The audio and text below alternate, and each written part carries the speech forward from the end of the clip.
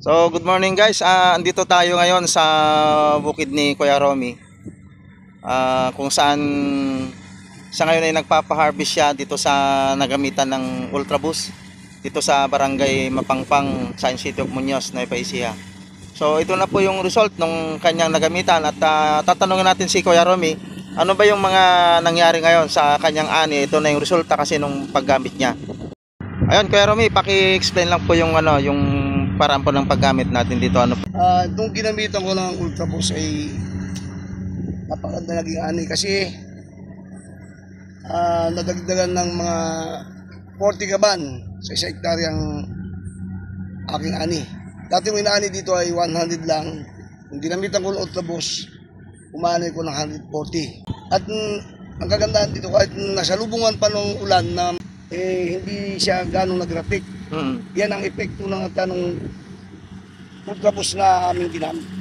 Kaya papasalamat ako sa produktong ito kasi ito'y malaking tulong sa ating mga magsasaka, lalo na ngayon na napakataas ng abono.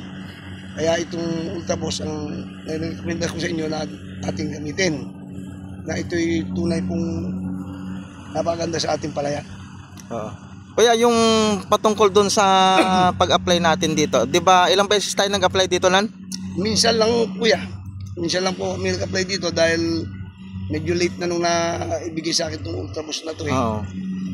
Pero late man, mga edad siguro ng palay ko ng mga nasa 30. Okay. 30 days. Kaya kung mas aga siguro nung bago pa lang sanang pataba na expire namin, na isabay namin sa pataba, mas maganda pala nung ani namin. Ayan po yung ani ni Kuya Romy. Salukuyan pa silang nagano doon, pero nasa abon dito siguro ng 140 bags. Itong naani na ngayon na ito ay nasa 77.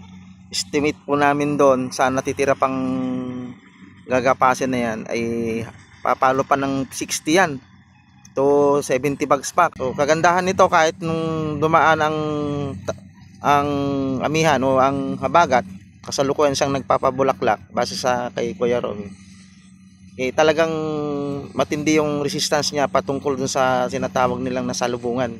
Pero ganun pa man, napakaganda pa rin ng ani niya. Napakaganda po ng butil, malinis. Kuya Romy, pakita nga natin yung butil niya. So ito po yung butil ng palay. Kung sa iba po ito, magiging kulakatikan po ito. Maraming mansa-mansa, maraming tawag dito, marumi yung butil. Pero ito po, napakalinis, maputing maputi, ano? Lalo pag nabilad po ito, kasi ito po bagong ani. Sa tulyapis, Kuya Romy, anong matulyapis ba? O ano bang timbang nito, estimate mo sa isang bag? Ito mga nasa 56, 57. Oo. Mayroon po ba kayong ginamit na fungicide dito? Ay, wala na. Wala po kayong ginamit na fungicide. Kasi nakita ko magandang naging itsura ng palay, kaya hindi ko na-spray ng fungicide kasi. Kung na-spray ko ng Ultraboost, maganda naman yung dahon, kaya hindi ko na kinailangan i-spray pa. So kuya, itong susunod na cropping, masasabi ba, maire-recommend mo ba o gagamitin mo pa rin ba ulit ang Ultraboost? Sir, kasi nakita ko na magandang epekto sa palay at malaking naidagdag na ani sa akin. Kaya sa susunod na cropping ay gagamitin itong Ultraboost na produkto na ito. Thank you sa Ultraboost at ito'y magandang tulong sa aming mga magsasaka. Ayun, maraming salamat po Kuya Romy.